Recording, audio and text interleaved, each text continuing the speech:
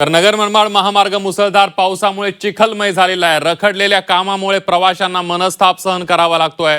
शिर्डीकडे येणाऱ्या जाणाऱ्या भाविकांसह नागरिकांना महामार्गावरून प्रवासादरम्यान मोठी कसरत करावी लागते।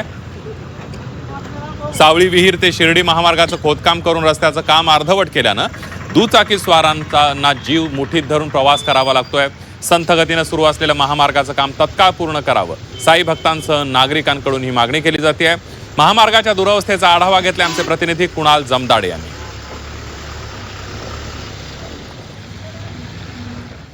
सावळीविहीर ते शिर्डी या परिसरामध्ये आणि हा जर परिसर बघितला तर ज्या ठिकाणी अर्धवट काम बाकी राहिलेलं आहे त्या ठिकाणी अक्षरशः खड्डेच खड्डे पडल्याचं चित्र जे आहे ते बघायला मिळत आहे। आणि या महामार्गावर काही भागात चिखलांचा सापळा जो आहे तो बघायला मिळत आहे। सावळीविहीर ते अहिल्यानगर दरम्यान महामार्गाचं काम जे आहे ते कासव गतीनं सुरू आहे, मात्र काही ठिकाणी काम देखील पूर्ण झालेलं आहे। मात्र उर्वरित काम सुरू आहे त्या ठिकाणी अनेक ठिकाणी रस्ता खोदून ठेवण्यात आलेला आहे आणि पावसाने त्याच ठिकाणी दलदल निर्माण केलेली आहे।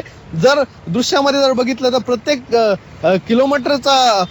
किलोमीटरला वाहन चालकांची जी परीक्षा सुरू असल्याचं बघायला मिळत आहे। सावळीविहीर ते राहता जवळपास 10 किलोमीटरचं अंतर आहे आणि या 10 किलोमीटरच्या अंतरावर अनेक ठिकाणी रस्ता खोदल्यानं भाविकांसह नागरिकांना मोठा मनस्ताप सहन करावा लागत आहे। प्रचंड मनस्ताप होत आहे आणि फार वेळ लागतोय, गाडी पण चालवण्याचं मुश्किल होत आहे। मोठे मोठे जे कंटेनर आहेत त्या पलटी होण्याची भीती वाटते। काय सांगाल, नगर मनमाड महामार्गाने तुम्ही प्रवास करताय शिर्डीकडे? त्रासदायक हा जो रस्ता आहे खूपच त्रासदायक आहे।